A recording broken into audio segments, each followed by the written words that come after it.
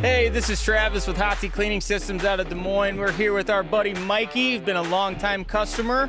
We're out doing some custom work on his house today, helping clean the siding, getting ready for fall and winter.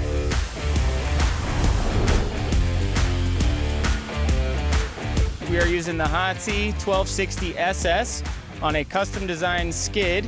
We've got a 275-gallon water tote in the back connected to our three-way ball valve for our pressure washer to either take a direct feed or feed off of the tank. We have a freshwater garden hose reel as well as a high-pressure hose reel. And then we've got the two detergents that we're using today are the Hotsy Carbochlor and the Hotsy Fleet Wash. We've also added a little wax and citrus in there to help relieve some of that tough in-ground dirt.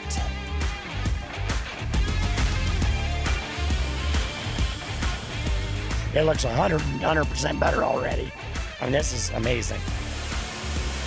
Thank you so much, guys. You guys are amazing. I really appreciate it. It's our pleasure, Mikey.